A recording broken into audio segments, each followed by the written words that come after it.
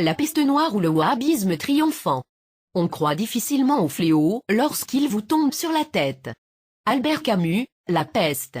Le salafisme chez les sunnites, c'est le suivisme des prédécesseurs, appelés salaf, prédécesseurs, ceux qui ont aidé à expliquer le Coran à la lumière des commentaires, hadiths et de la conduite, sira nabawiyya, du prophète Mohammed dont ils étaient les compagnons, mais aussi ceux qui ont poursuivi ce travail d'exégèse sous les 4 premiers califes de l'islam, en appliquant la recommandation coranique al-Ijtihad, dont les chefs de file du sunnisme que sont les imams, Abu Hanifa al-Numan ibn Tabi, et son medheb, obédience ou école hanafite, qui donnera le hanafisme, Maliki Bana et son école malékite qui donnera le malékisme, Muhammad Abu Abal Ibn Idrias Safi et son école chafite qui donnera le chaféisme, Ahmed Ibn Hanbal et son école hanbalite qui donnera le hanbalisme.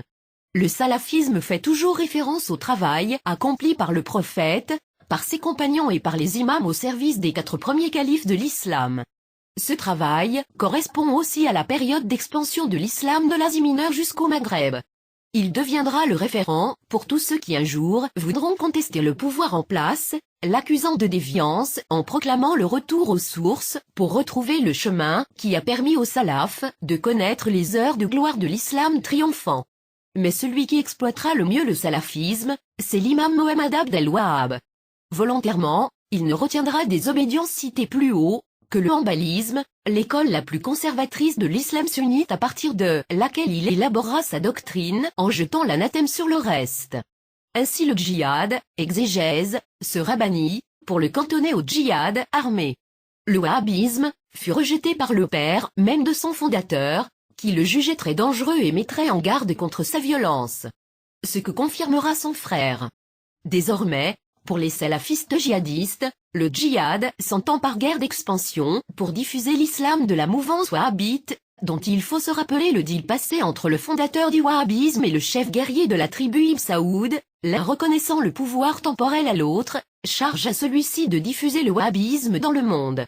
Cette idéologie donnera naissance à un système politico-religieux imparable pour dominer les peuples en les abrutissant par un wahhabisme qui prône la soumission au chef.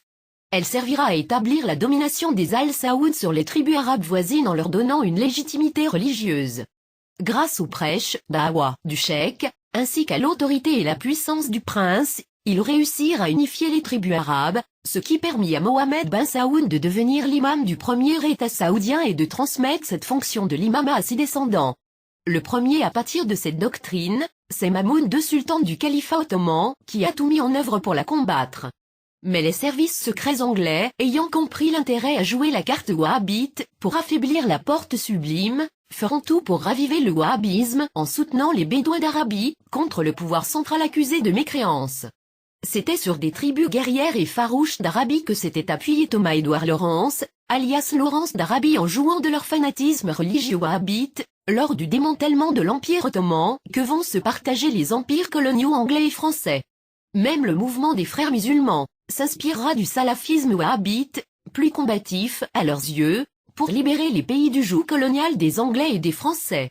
À la faveur de la guerre froide, le salafisme sera réactivé et donnera l'occasion à ses adeptes de tenter à nouveau de réaliser leur vieux rêve, la reconstitution du grand califat de l'âge d'or omeyyade, englobant les pays musulmans et bien au-delà. Comme elle sera l'occasion pour les Ibn Saoud de donner des gages aux religieux wahhabites pour respecter le deal passé entre leurs tribus et celle d'Ibn al-Wahhab. Ce sera cette fois-ci les Américains qui joueront la carte wahhabite. En effet, pendant la guerre froide, après l'invasion de l'Afghanistan par l'URSS, les Américains n'ont rien trouvé de mieux que de jouer la carte des religieux pour chasser les Russes de ce pays. Ce qu'ils feront avec l'aide des Saoudiens, qui trouveront là une opportunité d'occuper les religieux wahhabites hors du royaume saoudien, où leurs revendications incessantes commencent à exaspérer le monarque saoudien. Les Saoudiens financeront les écoles coraniques et fourniront les chèques pour les animer. Les Américains se chargeront de la formation aux techniques de la guerre des talibans sortis de ces écoles et les armeront pour le djihad contre les mécréants athées, que sont les communistes soviétiques. Ces écoles pousseront comme des champignons aussi bien au Pakistan qu'en Afghanistan, pour former les talibans pour le djihad armé, afin de débouter les mécréants soviétiques hors des pays musulmans. Être taliban, ou étudiant dans une université religieuse, suppose une formation universitaire englobant des études religieuses mais aussi littéraires, philosophiques, historiques. Sauf que le terme est galvaudé par les médias occidentaux pour désigner en réalité des élèves formés sommairement dans des écoles coraniques de quartier dirigées par de pseudo-imams autoproclamés, souvent recrutés parmi les laissés pour compte, eux-mêmes d'un niveau intellectuel sommaire, réduits souvent à la récitation du Coran et à l'apprentissage rudimentaire de la charia. Et c'est ainsi que le Pakistan basculera en 1977 du hanafisme, l'école la plus libérale en islam, au hanbalisme, dans sa version la plus rigoureuse et la plus radicale de toutes les obédiences musulmanes, c'est-à-dire le salafisme wahhabi saoudien, pour devenir un pays exportateur de terroristes. Les talibans finiront par débouter les Russes hors de l'Afghanistan. Leur mission terminée, les Américains vont les abandonner à leur sort. Certains désœuvrés vont regagner leur pays d'origine où ils importeront le terrorisme auquel ils ont été bien formés, Algérie. Et l'idéologie qui le sous-tend, le salafisme wahhabi saoudien. Le gros de l'armée des talibans orphelins va se trouver un nouveau chef en la personne de Oussama Ben Laden. Ce Saoudien élevé dans le wahhabisme va utiliser leurs compétences et poursuivre ainsi le rêve des salafistes. Ainsi la branche armée salafiste voit le jour sous le nom d'Al-Qaïda, la base, avec à sa tête l'émir Oussama Ben Laden. Il va exporter leur savoir-faire dans de nombreux pays musulmans, et retour à l'envoyeur, dans l'Arabie Saoudite, pour débouter hors des terres saintes de l'islam le grand Satan américain, qui a des bases militaires dans ce pays. Attentats contre les navires américains en rade dans les ports saoudiens. Et depuis, Al-Qaïda est devenue l'ennemi de l'Occident, mais aussi de l'Orient puisque par la violence, elle veut convertir au wahhabisme tous les mauvais musulmans, qu'elle qualifie de mécréants, parce qu'ils suivent d'autres obédiences. Ce mouvement armé va se répandre dans beaucoup de pays musulmans, Soudan, Somalie, où les talibans seront désignés par Shabab, mais guère plus cultivés que les talibans. Mais aussi en Algérie, en Tunisie, et plus tardivement, au Niger, au Mali. Son but final sera d'éradiquer tous les mécréants et de répandre le wahhabisme partout pour l'avènement du grand califat, avec à sa tête le serviteur des 2 lieux saints, titre que se donne le gardien des lieux saints de l'islam, le roi Ibn Saoud, qui sera auréolé du titre envié d'émir al-Mouminin, commandeur des croyants. Et voilà comment la guerre froide sera à l'origine de cette monstruosité, qu'est Al-Qaïda, comme elle sera à l'origine de l'expansion du wahhabisme, par le terrorisme à travers le monde, parce que les apprentis sorciers américains ont exploité l'obscurantisme du wahhabisme saoudien à des fins politiques. Si Al-Qaïda s'est attaqué ponctuellement à l'Occident, ce sont surtout les peuples musulmans qui subiront dramatiquement leur présence sur leur territoire et payeront le plus lourd tribut à leurs exactions. Les Algériens en savent quelque chose. Après la chute du mur de Berlin le 9 novembre 1989, les Saoudiens vont tenter de remplir le vide que va laisser le communisme finissant, en important dans les pays de l'Est leur wahhabisme. Faisant d'une pierre 2 coups, assurer l'hégémonie politique saoudienne sur les pays musulmans et faire le prosélytisme au wahhabisme, pour respecter le deal passé entre Mohamed Ibn el-Wahhab et l'ancêtre du roi Ibn Saoud. Très vite un frère ennemi des Ibn Saoud va essayer de lui damer le pion pour exister, car son minuscule pays est coincé entre 2 voisins qu'il craint, Arabie et Iran, c'est l'émir du Qatar. Entre eux, ce sera la course à l'hégémonie sur le monde dit arabo-musulman. Ainsi les 2 pétromonarques vont profiter du printemps arabe pour essayer de les avorter, mais aussi ils entrent dans une course à l'hégémonie sur ces républiques. L'émir du Qatar va soutenir Ennahda, le parti islamiste de Ghenouchi, converti au wahhabisme, et grâce à sa télévision Al Jazeera, il va promouvoir son poulain auprès des Tunisiens. Il soutiendra aussi les frères musulmans en Égypte, pendant que son rival Ibn Saoud tentera de créer des partis encore plus radicaux et plus extrémistes pour tenter de rattraper l'avancée de l'émir du Qatar, de le gêner à défaut de le battre. Car à tort ou à raison, l'installation d'une démocratie dans ces pays signera pour ces pétromonarques le début de la fin des monarchies arabes.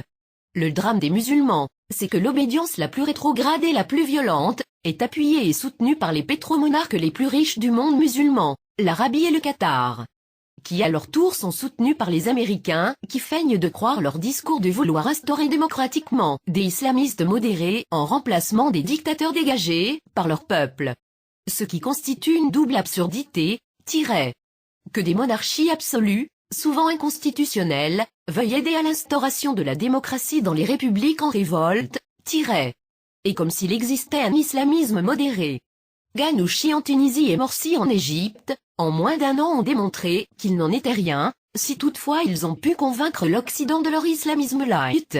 En réalité le wahhabisme convient parfaitement aux Américains et sert leurs intérêts d'avoir affaire à des peuples ignares dominés par des monarques absolus. Ces islamistes avancent comme argument pour justifier leur avènement, l'échec des régimes laïques arrivés au pouvoir au lendemain de la décolonisation. Car les leaders qui ont libéré leur peuple ont fini par se prendre pour les pères de la nation. Leur ego démesuré les a fait dévier vers la dictature. Dictature que ceux qui prendront leur relève voulaient pérenniser, sauf qu'ils n'étaient pas auréolés de la légitimité de leurs prédécesseurs.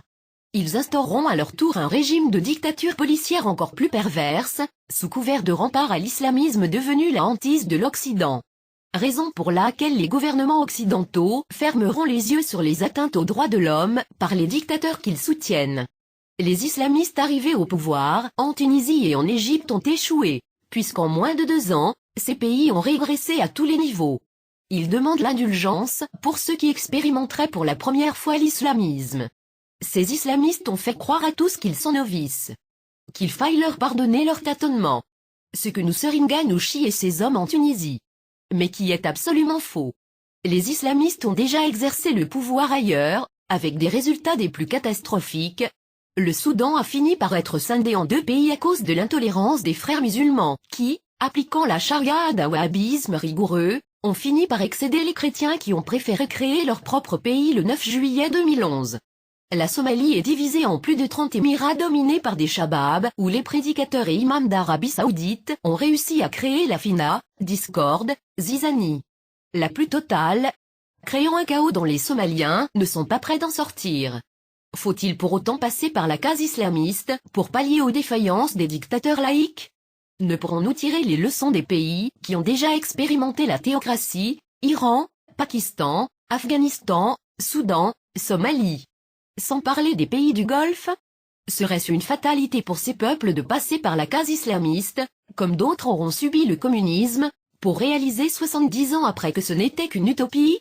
Les Tunisiens laisseront-ils les nouveaux Beni Hilal les coloniser à nouveau? Car si la première invasion des Beni Hilal venus d'Arabie a propagé l'islam malékite de l'imam Maliki Bana, cette nouvelle invasion vise à coloniser la Tunisie en y diffusant le poison wahhabi de l'imam Abdel Wahhab.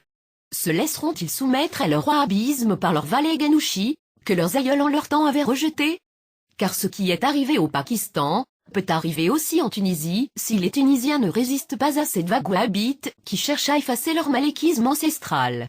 Les Ibn Saoud en propageant leur wahhabisme, et pour conformer les peuples à cette doctrine, programment l'effacement de l'identité des peuples jusqu'à l'éradication totale de leur patrimoine culturel et religieux.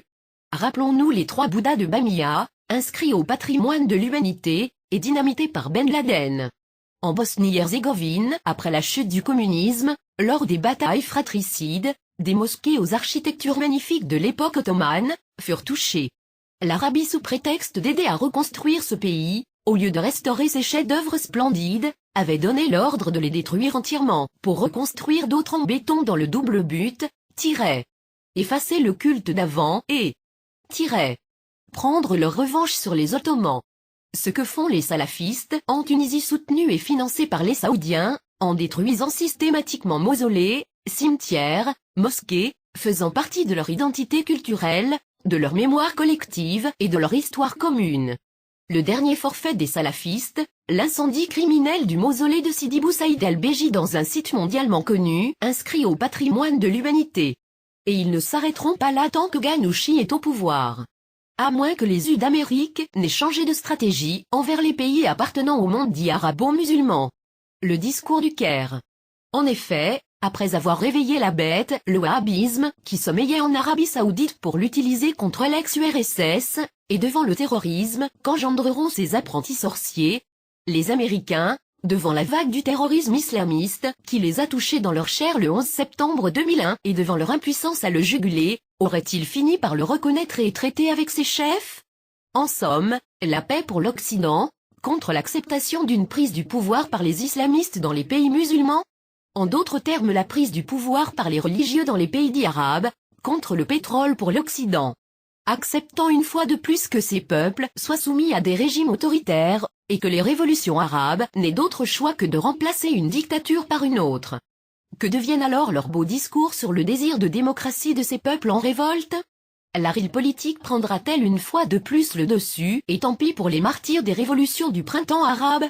Ce qu'ignore peut-être l'oncle Sam, c'est que les salafistes accepteront cette solution provisoirement, comme ils l'ont accepté pour collaborer avec lui, pour libérer l'Afghanistan, en attendant de se préparer à la revendication d'après, l'islamisation de l'Occident, de gré ou de force, après la conversion du monde musulman au salafisme saoudien, car le roi Ibn Saoud a fini par se croire investi d'une mission messianique. Est-ce que l'Occident va rééditer la première erreur, quand il aidait au maintien des dictateurs laïques des républiques arabophones, qui le préserveraient des islamistes, en aidant cette fois-ci à l'arrivée au pouvoir les partis islamistes, dont il ne voulait pas avant le printemps arabe, en faisant semblant de croire à l'existence d'un islamisme modéré? Qui peut croire que l'Occident ignore que ce qui fonde l'islamisme c'est le salafisme, dans sa version la plus obscurantiste depuis l'avènement du wahhabisme? Les peuples arabophones et musulmans, qui héroïquement veulent se libérer, se battraient-ils en fin de compte, contre Goliath l'Américain? Toutes ces révolutions du printemps arabe, sont-elles vouées à l'échec, pour préserver les intérêts des Américains qui leur permettront tout au plus, de changer de dictateur et gagner encore du temps contre la peste noire, réel péril mondial? Après l'ère des dictateurs laïques, leur proposerait-il des dictateurs religieux? Car il est toujours plus facile de faire des affaires avec des dictateurs qu'avec des régimes démocratiques. Les jeux seraient-ils pipés une fois de plus, pour ce monde dit arabo-musulman?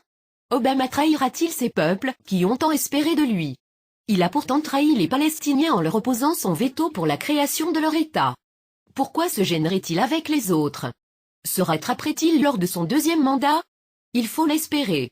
L'Europe, et à sa tête la France, commence à réaliser qu'un nouveau Afghanistan est en train de se mettre en place à leur porte, au Mali. Toujours soutenu par les pétromonarques qataris et saoudiens. Tant que le danger était loin, Afghanistan, Pakistan, Somalie, personne ne bougeait, jusqu'à ce qu'un nouveau foyer salafiste djihadiste, filiale d'Al-Qaïda au Mali, cherche à s'étendre. Est-ce le début d'une prise de conscience du danger que représente le wahhabisme pour le monde entier? Les Saoudiens et le Qatar jouent double jeu, ils disent être les amis de l'Occident, mais ils diffusent en même temps une idéologie nihiliste contre les Occidentaux et tous les mécréants en soutenant et finançant les prosélytes djihadistes du wahhabisme. Ce que les Américains savent pertinemment. Alors à quoi jouent les uns et les autres? Il serait temps que les peuples du Nord et du Sud se donnent la main pour lutter contre ce qui est la négation même de la civilisation, de la nation et de l'individu. Il faut espérer que les Occidentaux, et à leur tête les Américains, révisent leur position vis-à-vis de l'islamisme modéré et de ceux qui l'exportent et le soutiennent, le Qatar et l'Arabie. Rachid Barna. Vidéo à voir, le wahhabisme par le professeur N. Cherif, un imam tunisien, dénonce le wahhabisme, attaque de mausolée, un imam algérien explique le salafisme et dénonce la supercherie des wahhabs. Moyenne des avis sur cet article, mauvais. Mauvais. Moyen. Moyen. Bon. Bon. Très bon. Très bon. Excellent. Excellent. 4.24/5, 21 votes.